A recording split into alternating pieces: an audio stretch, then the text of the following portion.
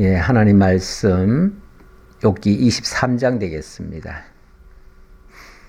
욥기 23장 1절로 봉독하겠습니다. 욥이 대답하여 이르되 오늘도 내게 반항하는 마음과 근심이 있나니 내가 받는 재앙이 탄식보다 무거움이라. 내가 어찌하면 하나님을 발견하고 그의 처소에 나아가랴. 어찌하면 그 앞에서 내가 호소하며 변론할 말을 내 입에 채우고 내게 대답하시는 말씀을 내가 알며 내게 이르시는 것을 내가 깨달으랴. 예, 우선 5절까지 봉독해 드렸습니다. 예, 내가 어찌하면 하나님을 발견하고 그의 처소에 나아가랴. 욥의 간절한 소망, 하나님을 발견하고 하나님 앞에 나아가기를 바라는 마음입니다. 그런데 하나님 앞에 나아가기는커녕 지금 입장이 너무나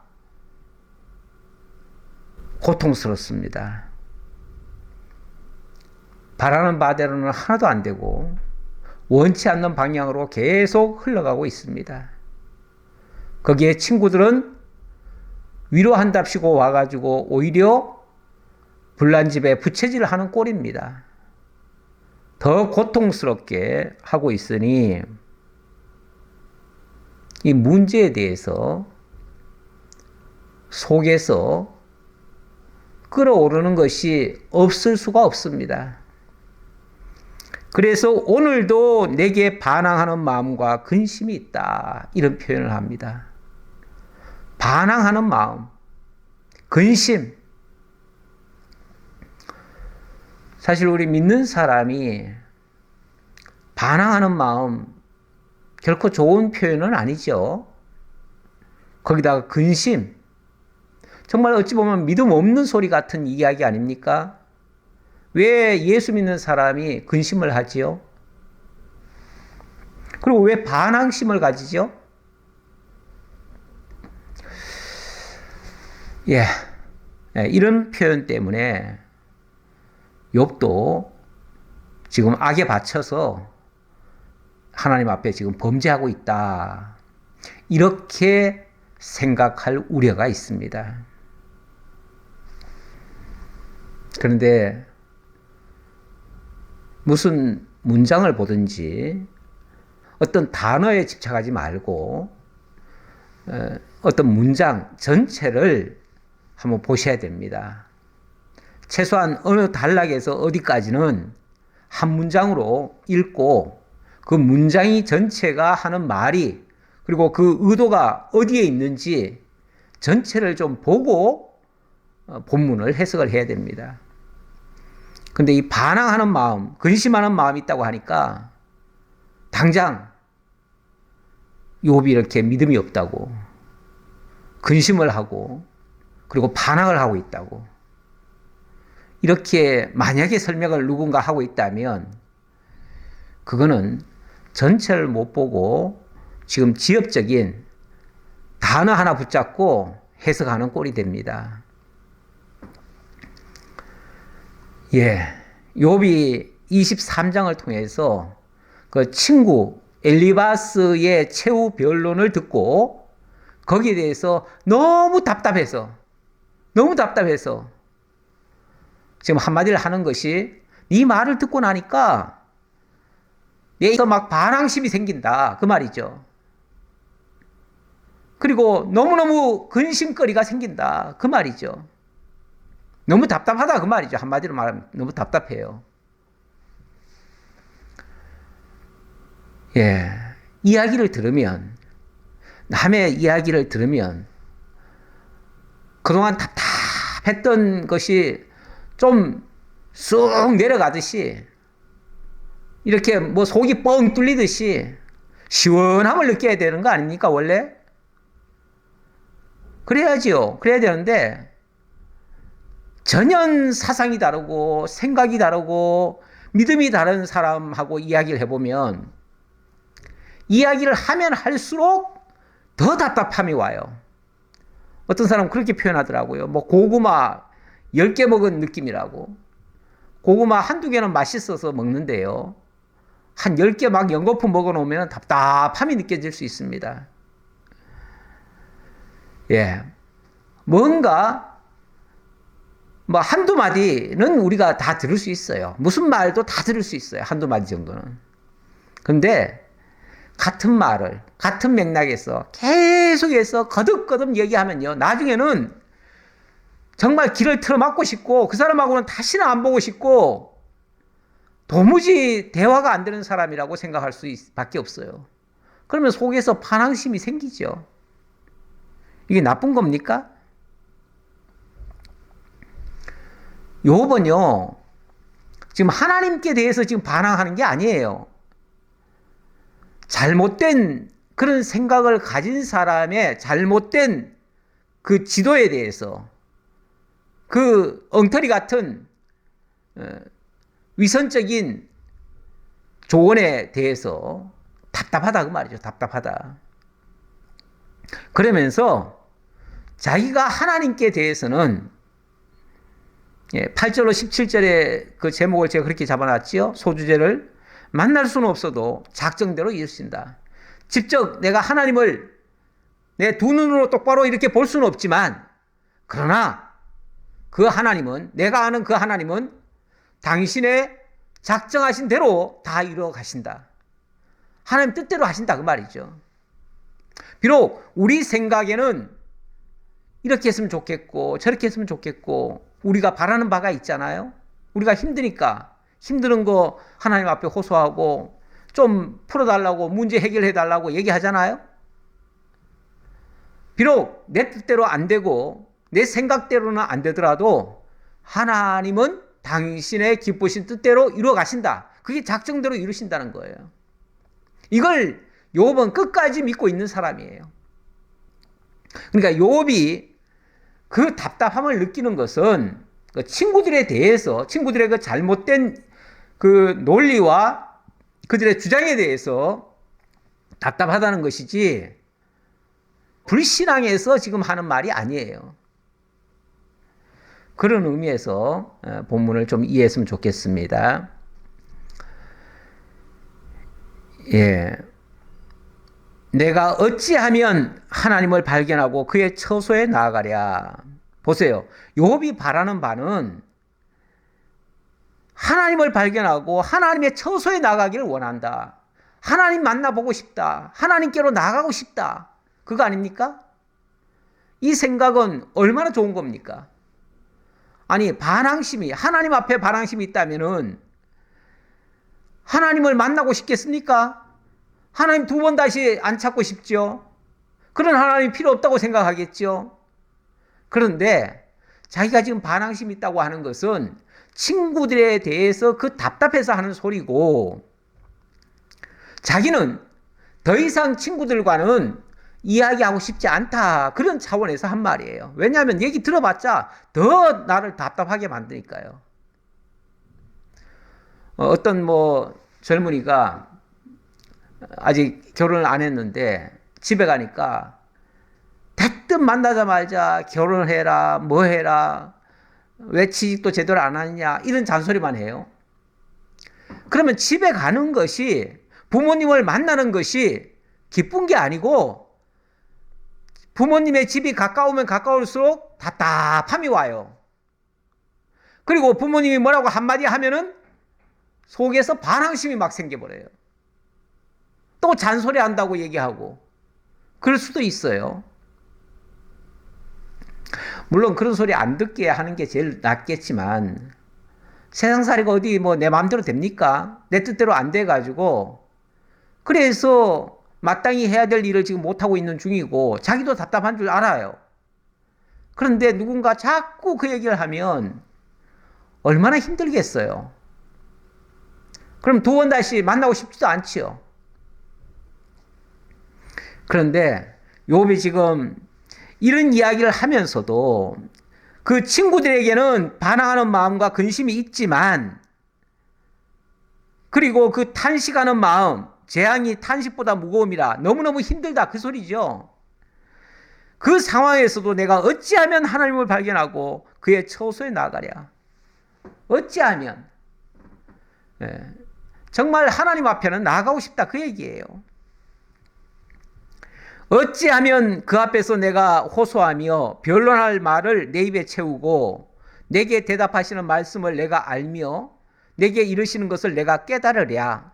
그 하나님 앞에 내가 정말 하고 싶은 말, 묻고 싶은 말, 알고 싶은 말 이야기하고 그리고 그 하나님께로부터 이야기 듣고 싶다 그 말이에요. 듣고 싶은데 현실적으로 그게 지금 안 되고 있어요. 그러니까 어찌하면 그렇게 할 수 있을까 그 말이에요. 어찌하면. 이거는 간절한 소망이에요. 정말 하나님 만나 뵙고 싶은 마음, 그리고 하나님께 다 털어놓고 싶은 마음, 그리고 하나님께로부터 응답받고 싶은 마음. 사실 이거는 너무 좋은 거 아닙니까? 욥은 지극히 정상적인 사고를 하고 있고 이 어려운 가운데서도 하나님과의 관계를 더 돈독하게, 더 가까이 하고 싶은 마음, 그리고 하나님의 정말 말씀을 듣고 싶은 마음, 이것만 지금 남아 있어요. 이거는 좋은 겁니다. 하나님한테 질문하겠다고 그러니까 어떤 사람들은 그래요. 젊은 것이 어른들한테 따박따박 말대꾸 한다고. 말대꾸 하는 게 아니라 궁금하면 물어봐야 되죠. 그리고 답을 들어야죠. 문제가 해결이 안 되면 질문하고 답을 들어야죠. 그러면 문제가 해결될 수도 있잖아요. 하나님께서도 우리와 대화하기를 원하셔요. 하나님이 어려움을 준 거는요, 우리로 하여금 기도하게 하시는 거예요. 전도서에 보면 좋은 날에는요, 기쁜 일이 있을 때는요, 그럴 때는 하나님 찬양하라고 돼 있고요. 뭔가 문제가 잘 안 풀리고 근심거리가 있으면 하나님 앞에 기도하라고 돼 있어요. 하나님이 이 두 가지를 병행해서 우리에게 주신대요. 좋은 날도 있고 나쁜 날도 있어요. 항상 나쁘고 항상 좋지는 않아요. 그러면 좋은 날은 좋고 나쁜 날은 나쁜가요? 아니에요. 좋은 날은 하나님 찬양해서 좋고요. 그 힘든 날은요, 하나님 앞에 기도할 수 있어서 좋아요. 그리고 기도하면 또 하나님께서 응답을 주시든지 어떤 문제의 해결책을 주셔요. 그러면은 그것도 얼마나 좋아요. 결국은 또 결론적으로는 하나님 찬양하게 만들잖아요. 그러니까 이래도 좋고 저래도 좋아요. 어떤 면에서 하나님과는 변론할 기회가 있으면 좋은 거예요. 오죽하면 이사야 1장 18절에서 하나님이 말씀하시기를 오라 우리가 서로 변론하자.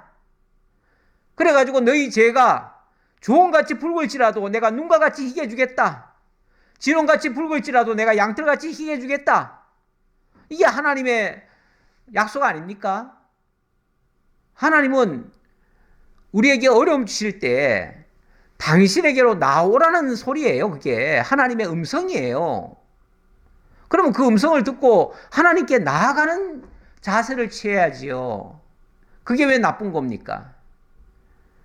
내가 힘들다고 반항심 생겼다고 왜 나쁘다고 생각하십니까?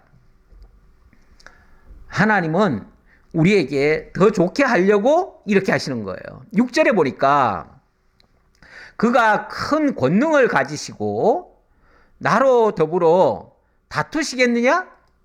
우리 하나님이 설마 나 만나면은 나 야단만 치고 나하고 다투시고 그리고 내 얘기는 안 듣고 날 꾸중만 하시겠느냐?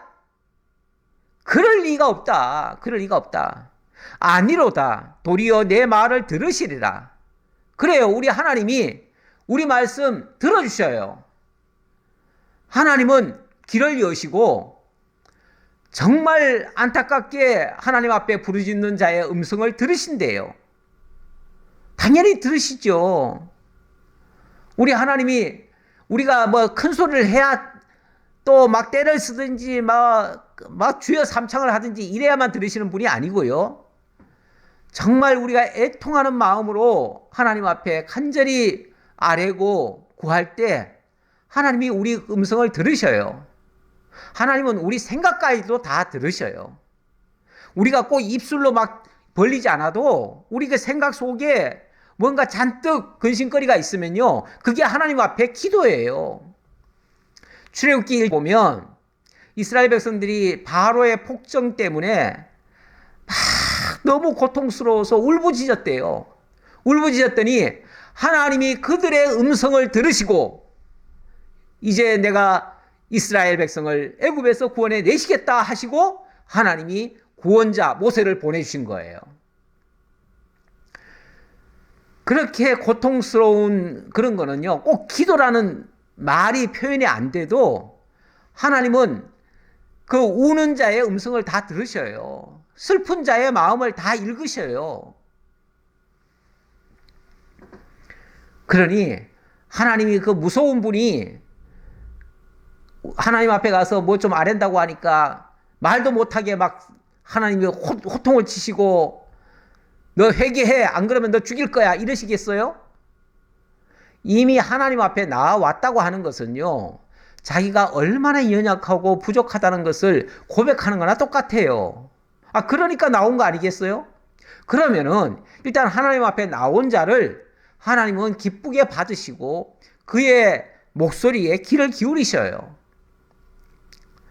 그래서 나와 더불어 다투시겠느냐? 날 야단만 치시겠느냐? 아니로다. 아니로다. 절대 그럴 리가 없다 그 말이죠. 도리어 내 말을 들으시리라. 우리 하나님은 귀를 여시고 우리의 음성을 다 들어주시는 분이셔요. 날마다 들으시는 주여, 뭐 이런 표현도 있어요, 성경에. 예. 우리 하나님은 날마다 우리의 목소리에 귀를 기울이시는 분이셔요. 거기서는 정직한 자가 그와 변론할 수 있은즉 내가 심판자에게서 영원히 벗어나리라. 그렇게 되면 하나님 앞에 예를 들어서 내 목소리가 상달됐다고 합시다. 그러면 더 이상 내가 심판 아래에 있는 것이 아니라 이제 그 하나님께서 내 말씀을 들으시면 그러면 이제 하나님께서 어떤 문제에 대한 해결책을 주실 수 있겠죠. 더 이상 우리를 죄와 사망 가운데 내버려 두시는 것이 아니라 구원의 반석 위로 끌어올리시는 거죠. 그런 의미에서 하는 말이에요. 그런데 자, 분명히 이렇게 해주실 것이라고 믿어 의심치 않습니다. 하지만 현실로 돌아와 보면 솔직히 그 하나님을 만나 뵐 수가 없습니다. 그 하나님을. 분명히 하나님 살아계시는 건 알겠는데 그 하나님께 말씀을 드리고 싶은데 그 하나님이 어디에 계시는지 안 보인다 그 말이에요. 그렇죠. 우리 하나님이 사실 뭐 어떤 형체를 가지시고 우리 곁에 오셔가지고 내가 옆에 있다 이렇게 들으시는 분은 아니죠. 그렇게 당신을 나타내시는 분은 아니에요. 그러니까 이렇게 표현을 합니다. 8절 다시 읽을게요. 그런데 내가 앞으로 가도 그가 아니 계시고 뒤로 가도 보이지 아니하며 그가 왼쪽에서 일하시나 내가 만날 수 없고 그가 오른쪽으로 돌이키시나 배울 수 없구나. 여기서도 하나님을 못 뵙겠고 저기서도 하나님을 못 뵙겠고 오른쪽으로 틀어도 못 뵙겠고 왼쪽으로 틀어도 못 뵙겠고 도무지 하나님이 내가 얘기를 하고 싶은데 쉽게 말하면 하나님 붙잡고 지금 내 모든 하소연을 하고 싶은데 그 하나님이 솔직히 지금 눈에 보이질 않습니다. 그것도 실제죠. 실제인데 우리 하나님의 존재 형식을 조금 한번 생각해 봐야 되겠습니다. 우리 하나님은 원래 나를 빗대어서 어떤 형상도 만들지 말라 그랬어요. 왜냐하면 하나님은 형상으로 존재하시는 분이 아니기 때문에. 오히려 하나님은 말씀으로 계셔요. 말씀으로. 제가 열왕기상 19장에서 엘리야의 이야기를 하나 가져왔는데요. 거기 보면 엘리야가 하나님의 종으로서 아합 왕에게 하나님의 말씀을 선포하고 거짓 선지자 850명을 물리치고 그 놀라운 역사를 다 해냈습니다. 하나님이 함께 하심을 깨달았습니다. 그럼에도 불구하고 아합 왕과 이세벨이 이 엘리야를 죽이겠다고 하니까 엘리야가 도망을 쳐가지고 로뎀 나무 아래에 있다가 또 굴 속에 들어가죠. 숨습니다. 한마디로 말해서 숨어요. 숨는데 하나님의 음성이 나타납니다. 그때 한번 잠깐 보지요. 여호와께서 이르시되 너는 나가서 여호와 앞에서 산에 서라 하시더니 여호와께서 지나가시는데 여호와 앞에 크고 강한 바람이 산을 가르고 바위를 부수나 바람 가운데 여호와께서 계시지 아니하며 바람 후에 지진이 있으나 지진 가운데도 여호와께서 계시지 아니하며 뭐 큰 바람, 강력한 바람이 불고 또 막 지진도 일어납니다. 쉽게 말하면은 뭐 산이 막 틀리고 뭐 바람이 그냥 번개 같은 바람이 휙휙 불고 이러는데 그런데 하나님은 안 보이더라 그 말이죠. 또 지진 후에 불이 있으나 불 가운데에도 여호와께서 계시지 아니하더니 불 후에 세미한 소리가 있는지라. 하나님은 그 불 가운데도 안 계신 것 같고 바람 가운데도 안 계신 것 같은데, 다시 말하면 어떤 나타난 현상 속에서는 하나님이 안 보이는데, 그러나 그런 일이 지나간 후에 세미한 음성이 들렸다. 세미한 음성. 이거는 어찌 보면 겉으로 이 귀로 듣는 음성이 아니고요, 그의 마음 중심에 하나님이 함께 하시는 그런 소리예요. 내가 너와 함께 하고 있다. 내가 너를 떠나지 않는다. 내가 너를 반드시 지켜주리라. 너는 승리하리라. 이런 말씀을 세미한 음성으로 들려주는 거죠. 그렇습니다. 우리 하나님의 존재 형식은요, 어떤 사건이나 어떤 형상으로 존재하시는 게 아니고 말씀 속에 계시는 겁니다.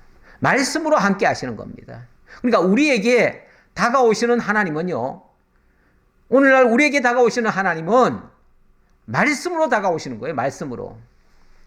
태초에 말씀이 계시니라. 그 말씀이 하나님과 함께 계셨고 그 말씀은 곧 하나님이시니라.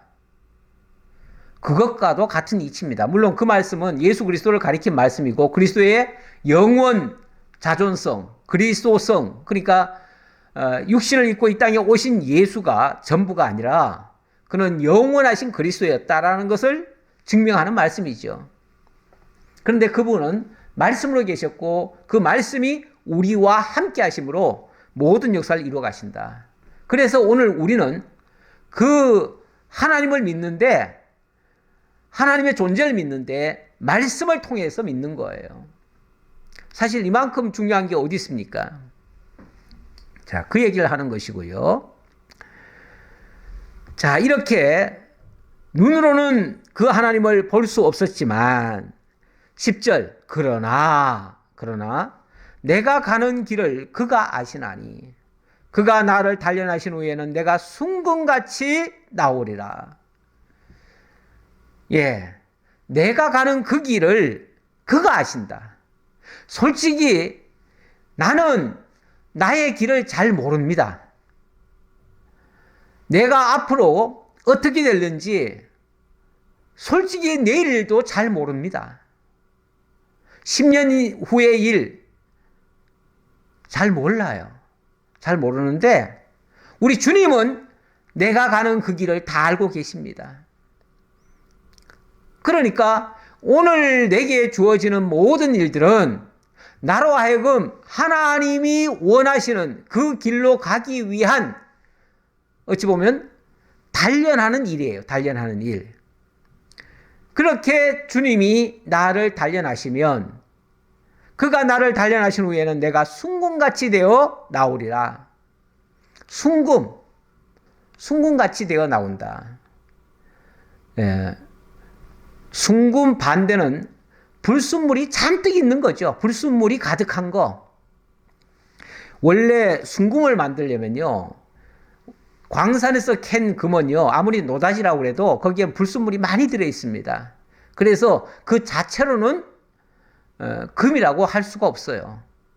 그러면 그 금을 순금이 되게 하려면 그 속에 있는 불순물들은 다 빼는 작업을 해야 돼요. 불순물들이 그냥 쉽게 빠지는 게 아닙니다. 가만 놔두면 빠지는 게 아니에요.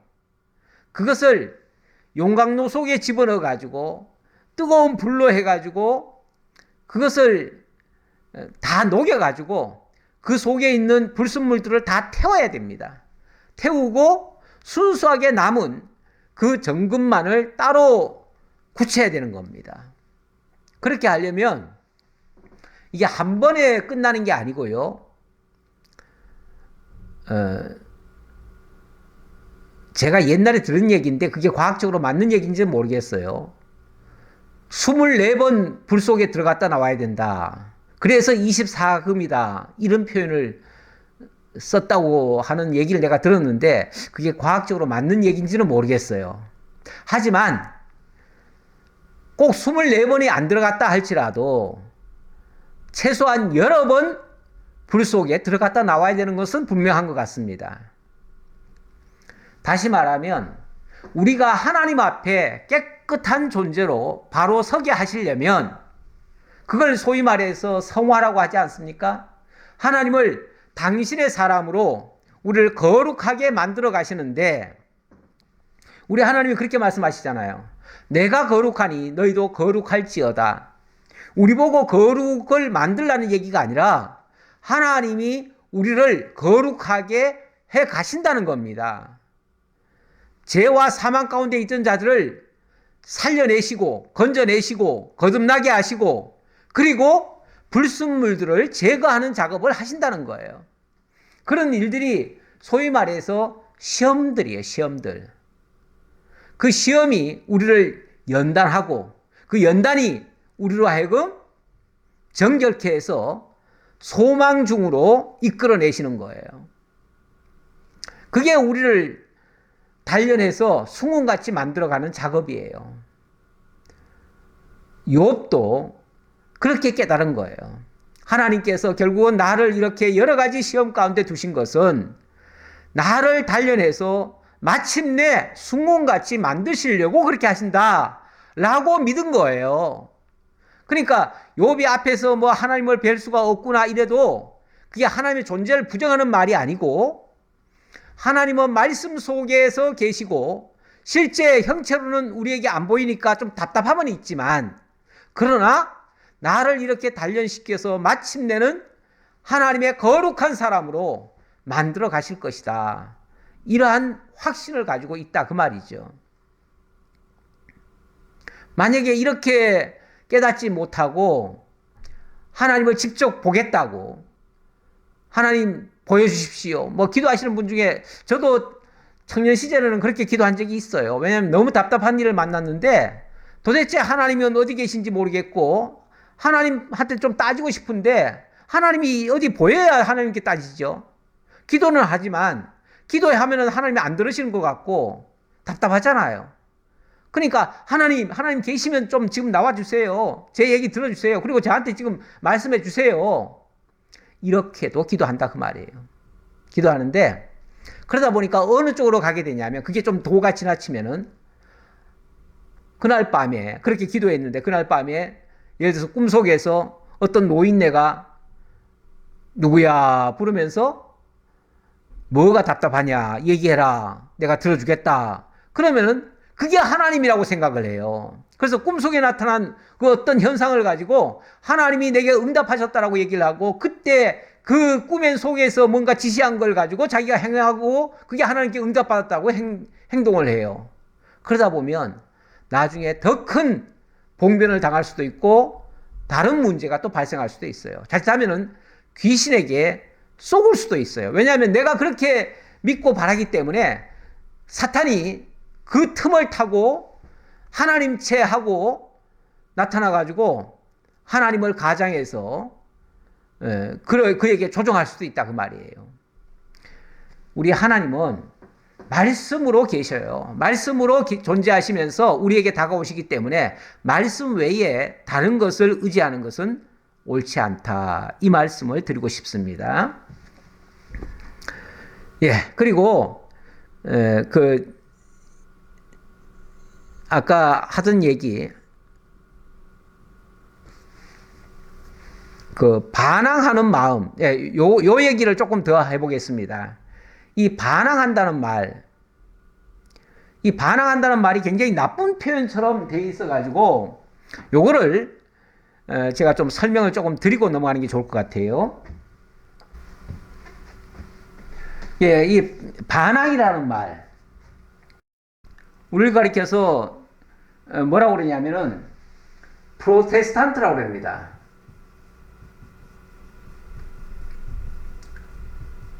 프로테스탄트라는 말은 우리말로는 개혁교회예요. 이걸 이제 개신교라고 그랬죠. 개신교. 이 개신교라는 말이 사실은 우리가 지은 말이 아닙니다. 우리가 지은 말이 아니고 가톨릭에서 지은 말이에요. 요게 원뜻은 뭐냐면 반항아예요. 반항아. 여기 오늘 본문에 내게 반항하는 마음과 근심이 있다고 그랬죠. 반항하는 마음. 개혁교회는 바로 반항하는 자들이라는 거예요. 어디에 반항하는 겁니까? 로마 카톨릭. 로마 카톨릭 자체에 반항하는 겁니까? 아니면 로마 카톨릭이 잘못된 길로 가니까 거기에 대한 반항입니까? 거기에 대한 반항이죠. 그러니까 이거는 잘못된 길에서 바로 서기 위한 그런 몸부림이에요. 그런 몸부림을 반항이라는 표현을 썼어요. 그러니까 반항이라는 말을, 그 말 자체는 굉장히 불순하게 들리지만은 저는 이게 결코 나쁜 얘기가 아니다. 그런 차원에서 제가 이 말을 꼭 드리고 싶어서 좀 말씀을 드렸습니다. 우리 개혁교회가 우리가 이제 리폼드 처치라고 하는데요. 개혁교회라고는 말을, 개혁이라는 말 자체가 리폼드 처치. 리폼드라는 게 뭐냐면 원형으로 되돌린다 그 말이에요.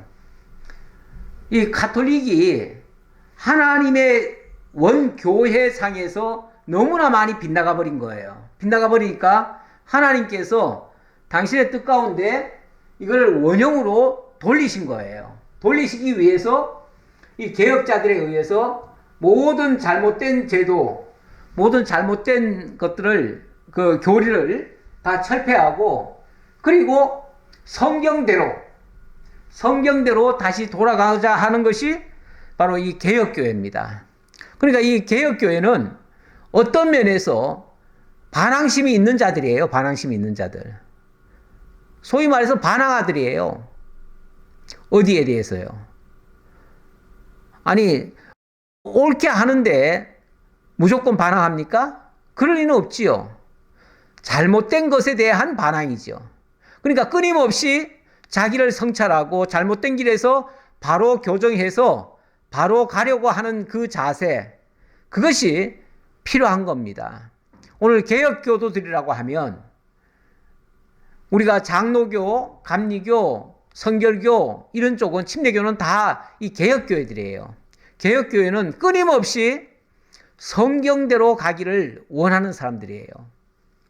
그런 의미에서 성경대로 하려는 자세는 잘못된 게 아니다. 자, 그 말씀을 꼭 드리고요. 네, 그리고 넘어가도록 하겠습니다.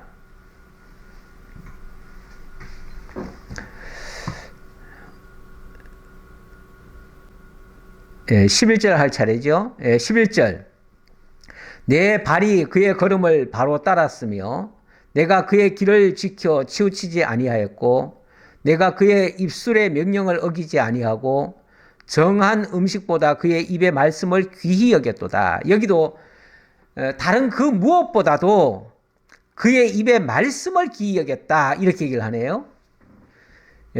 요업이 지금까지 하나님의 말씀을 따르기 위해서 하나님이 원하시는 방향으로 가기를 힘썼고 그 길을 지켜서 치우치지 않았다. 그러니까 다른 길로 가려고 시도도 안 했다. 오직 하나님이 무엇을 기뻐하시는지, 하나님이 원하시는 일이라면 그게 힘든 일이든 어려운 일이든 상관없이 그 길을 따라가려고 애를 썼고, 그리고 그의 입의 말씀을 아주 귀하게 여겼다. 심지어 뭐보다 더 귀히 여겼냐면 정한 음식보다도 더 귀히 여겼다. 사람들이 가장 기본적인 욕구가 먹는 욕구 아닙니까?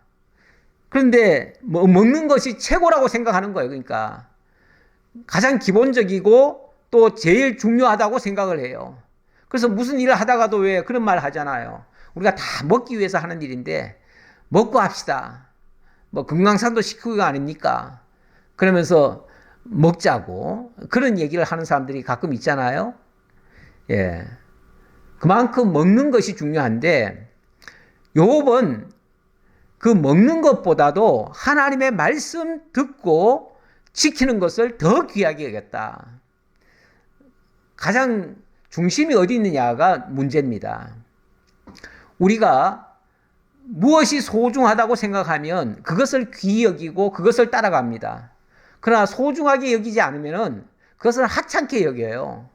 그래서 쉽게 버릴 수도 있지요. 가치 없다고 생각하는 것에 누가 힘을 쏟겠습니까?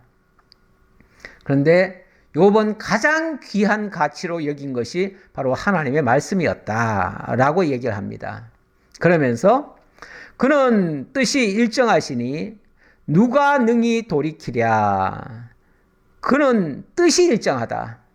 하나님의 뜻은 일정하다고 합니다. 하나님의 뜻. 예. 우리 기독교 역사가는 직선적이라는 말이 있습니다. 기독교 역사관. 예, 직선적입니다. 참 세상이 복잡해 보이고 이리저리 꼬여 있는 것 같고 뭔가 얽히고 설켜서 정말 우리가 풀 수 없는 문제인 것처럼 생각을 합니다. 그러나 의외로 하나님의 역사는 간단합니다. 하나님의 원칙은 분명합니다. 하나님은 당신이 세우신 그 원칙을 이리저리 구부리지 않습니다. 사람에 따라서 이렇게 저렇게 가변하지 않습니다. 사람은 시도 때도 없이 바꿉니다. 뜻이 바뀌고 생각이 바뀌고 행동이 바뀝니다. 하지만 우리 하나님은 일정하십니다. 그래서 그것을 깨달은 사람은 하나님이 변하지 않는 이상 우리가 변할 수가 없습니다. 욥은 하나님이 이렇게 일정하신 분인 것을 잘 압니다. 그래서 하나님의 하시는 일을 거스르질 않습니다. 기독교 역사가는 바로 직선적이다. 이 세상 역사가는 보통 보면 곡선이라고 하고요. 또 나선식이라고 그래요. 나선식이라고 하는 말은 이 곡선식이라는 말은 굉장히 복잡하다는 얘기고요. 얽히고 설켰다는 얘기고, 나선식이라고 하는 것은 일종의 그 해결의 역사관인데요. 정반합에 의해서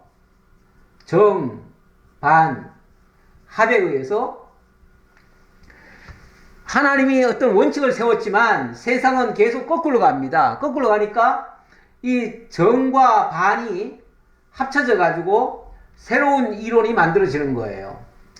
왜 사회에는 예를 들어서 정치만 봐도 여당이 있고 야당이 있잖아요.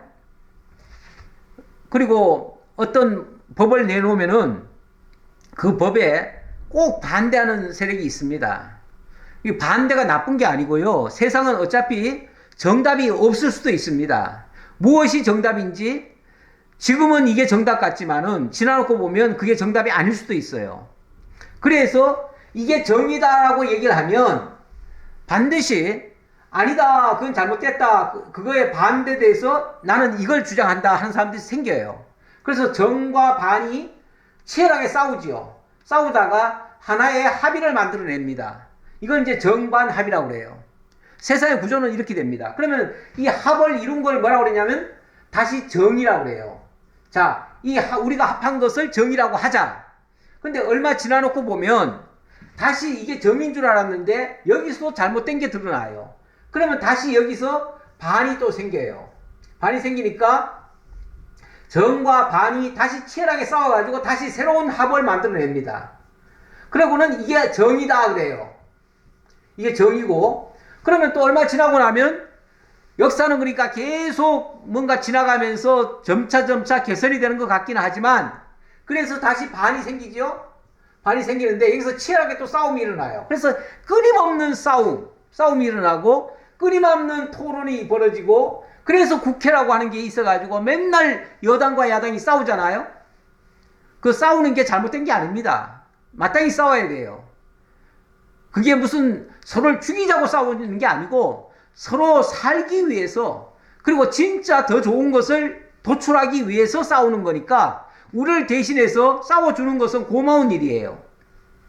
그래서 그게 어찌 보면 저런 국회는 빨리 그냥 망가지고 없어져야 된다라고 생각하지만, 그거 없어지면요 어느 한쪽만 계속 고집하는 것만 생겨요. 그러면 그게 독재 국가가 되는 거예요. 독재 국가는 원래 반대가 없어요. 반대가 없으면 이게 정인 줄 알고 계속 가는데 그게 절대 정일 수가 없어요. 그러면 잘못된 걸로 계속 가는 거예요. 그나마 이거는 좀 반대되는 의견이 있어가지고 다시 새로운 합을 만들어내기 때문에 조금씩이라도 개선이 될 수가 있어요. 이런 걸 뭐라고 그러냐면 나선식이라고 그래요. 나선식. 이렇게 역사가 변천을 하는 거죠. 이런 나선식으로 변천을 하는 거죠. 마치 나선식이라는 게 스프링식이라는 얘기예요. 스프링이 이렇게 돌아가잖아요. 이렇게 돌아가듯이 계속 돌아가면은 그게 원상복귀 같은 모습을 띠고 있는데, 그래도 조금씩 발전한다. 그런 차원에서 세상은 역사에 진보가 일어난다, 이런 표현을 써요. 그런데 그거는 우리들끼리 하는 소리고요. 하나님에게서 봤을 때는 하나님은 당신이 정한 대로 가요. 쉽게 말하면 지금 현재 내가 요 위치에 있지만, 요 위치에 있지만 하나님께서는 여기서 여기를 향해서 가도록 하시는 거죠. 가게 하시는데 쭉 가는데 뭐 어떻게 보면은 막 중간에 뭐 얽히고 설키는 것들이 막 있어요. 얽히고 막 떨어졌다가 올라갔다 떨어졌다가 올라갔다 이런 게 있어요. 있지만 결과적으로는 어디로 간다? 하나님이 정한 그곳으로 간다, 그 말이죠. 옆으로 그래 말하겠네. 옆으로 가면은, 자, 여기가 목적지라고 하면 계속 오르락내리락 하는 역사가 있지요. 오르락내리락 하는 역사. 그러면 올라갔을 때는 좋고 내려갔을 때는 나쁜 것 같지만 이것 때문에 다시 올라갈 필요가 있는 거예요. 그래서 결론적으로는 하나님이 정한 대로 간다. 이게 하나님의 뜻은 일정하시다라는 뜻이에요. 그 말의 뜻이에요. 네, 그렇게 보시고요.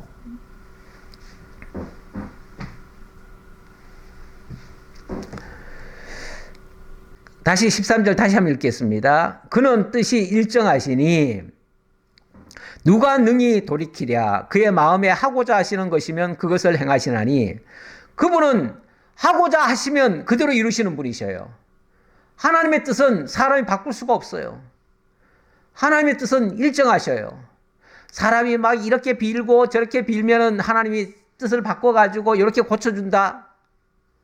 예를 들면 뭐 히스기야가 죽을 병이 생겼는데 하나님 앞에 막 하나님이요, 내가 그동안 선한 일도 있는데 하나님 좀 봐주세요 하고서 기도하니까 하나님이 15년을 연장시켜줬다.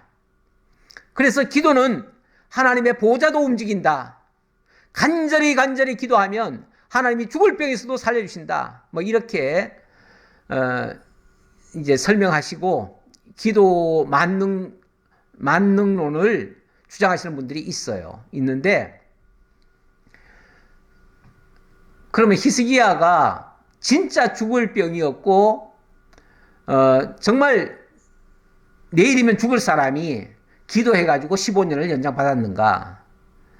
죽을 병인 거는 맞는데요. 죽을 병인 건 맞아요. 맞는데 하나님이 내일 죽을 사람을 15년 연장시켜가지고 15년 후에 죽게 한 게 아니고요. 하나님이 15년 후에 죽게 할 사람을 마치 당장 죽을 것처럼 얘기를 하셔가지고 그로 하여금 기도하게 만들고 15년이라고 하는 15년 후에 너 죽을 거다라고 말씀해 주셔가지고 결국은 15년 후에 죽게 하신 거예요. 왜 그렇게 봐야 되냐면 하나님께서는 다윗의 왕위가 끊어지지 않는다라고 약속을 하셨는데 그때까지 이 히스기야는 아들을 못 낳았어요. 아들을 못 낳기 때문에 만약에 죽을 병이 들었는데 내일 죽을 거면은 그럼 아들도 없는 거예요. 그럼 다윗 왕조가 끊어지는 거예요. 그럼 하나님이 당신이 정한 뜻을 당신이 어기시는 꼴이 되는 거예요. 그렇기 때문에 히스기야는 15년을 더 살아야 돼요. 더 살아야 되고 실제로 그 더 사는 동안에 므낫세를 낳게 되고 므낫세가 그 다음 대를 이어가는 거예요. 그러니까 하나님이 정한 대로 하신 거지 기도했기 때문에 역사가 바뀌었다 이렇게 보시면 안 된다 그 말이죠. 자, 그 얘기를 하기 위해서 그는 뜻이 일정하다. 그리고 마음에 하고자 하시는 것이면 그것을 반드시 행하신다. 사람이 못 바꾼다 그 얘기죠. 그런즉 내게 작정하실 것을 이루실 것이라. 이런 일이 그에게 많이 있느니라. 그렇기 때문에 내게 작정하신 것을 그분이 이루실 것이라. 내게 작정하신 것을 하나님이 내게 대하여 작정하신 것이면 그대로 이루실 것이다 그 말이죠. 내가 이렇게 기도하고 저렇게 하고 너들이 어떻게 하라고 그래가지고 이게 바뀌는 게 아니다. 이 얘기를 하는 거죠. 예, 모든 것은 하나님이 정한 대로 되어진다라는 말을 이렇게 하고 있는 이야기입니다. 제가 유사한 말씀이 이사야 37장에도 있어가지고 이 말씀을 하나 가져왔는데요. 26절에 보니까 네가 어찌하여 듣지 못하였느냐. 이 일들은 내가 태초부터 행한 바요 상고부터 정한 바로서 이제 내가 이루어 네가 견고한 성읍들을 헐어 돌무더기가 되게 하였노라. 하나님이 하시는 일 태초부터 행하고 상고부터 정한 바래요. 지금 하실 일이 이미 태초, 다시 말하면 이 세상을 처음 지을 때부터 상고는 그 이전부터 하나님의 계획 속에 있던 것을 하나님이 지금 역사 속에서 이루신다 그 말이에요.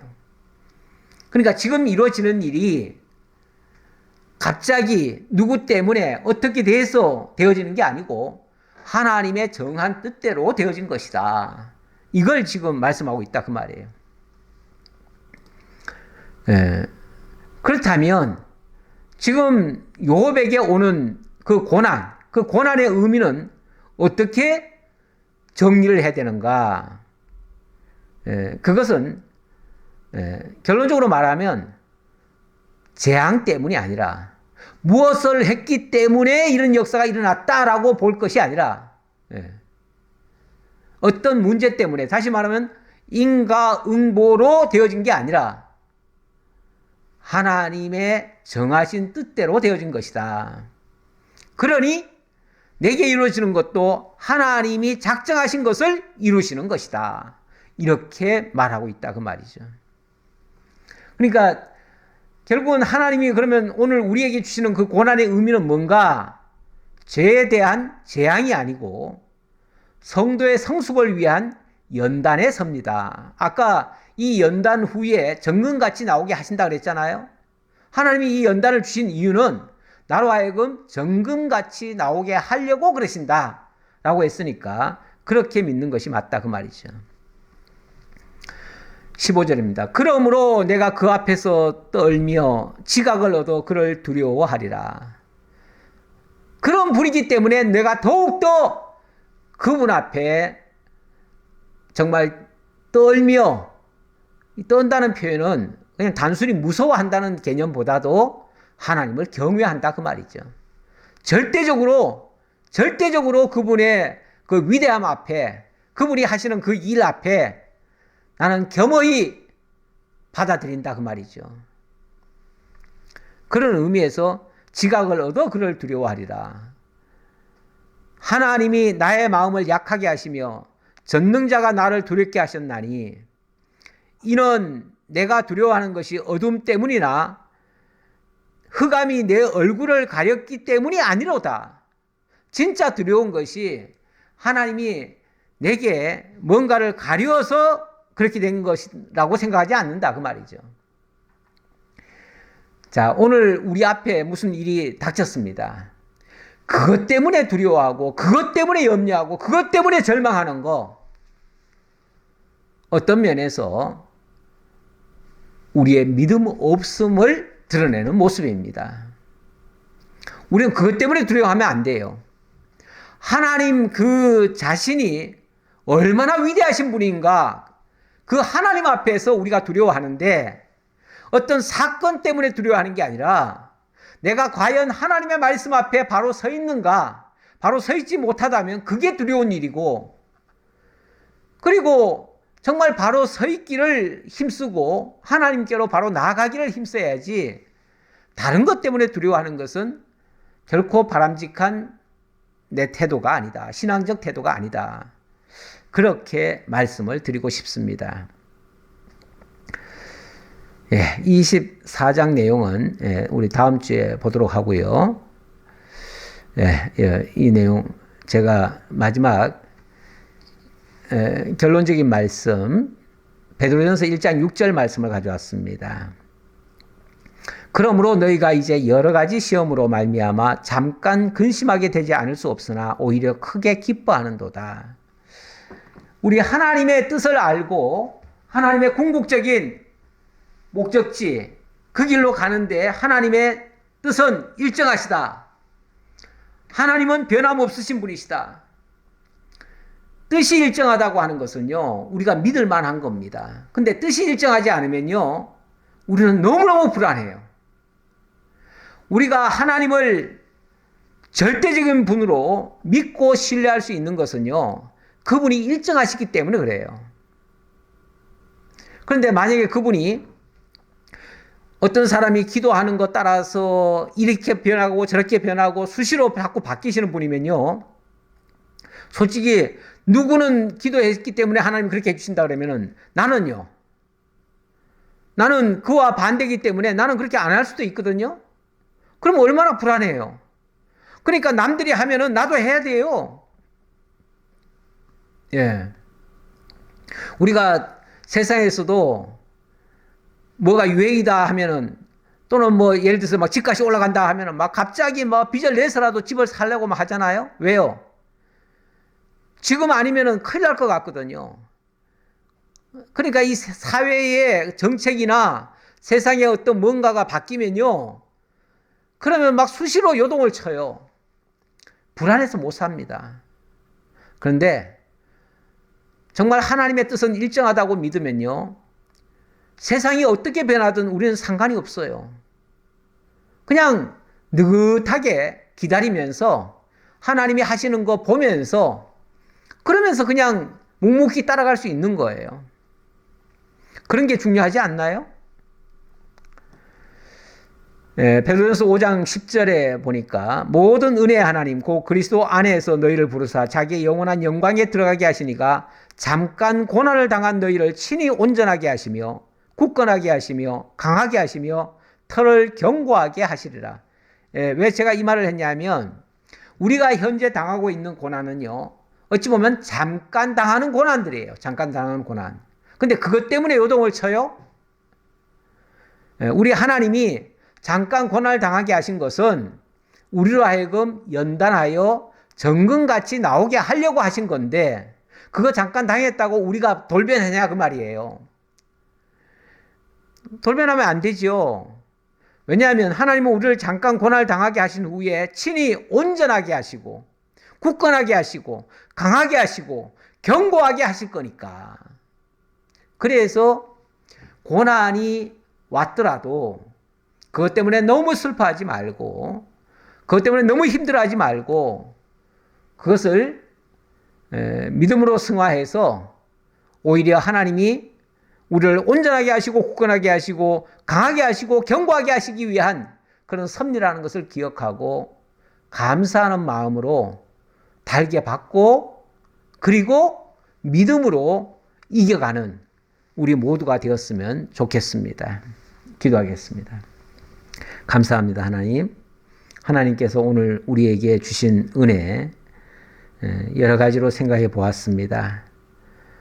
그것을 은혜로 받지 못하고 고난으로 받고 시험으로 받아서 또 경우에 따라서는 우리가 불신으로 대응할 때도 있었습니다.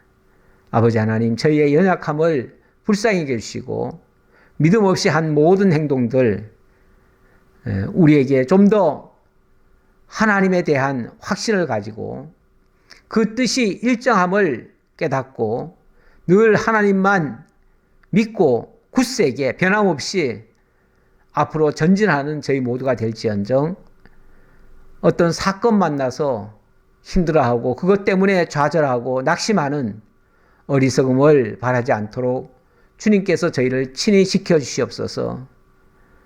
더 좋게 하시는 우리 하나님을 믿고 끝까지 잘 견디며 소망 중에 기도하며 하나님의 인도 따라 이겨낼 수 있는 믿음의 용사들 다 되기를 간절히 바라옵고 예수님 이름으로 기도하옵나이다. 아멘.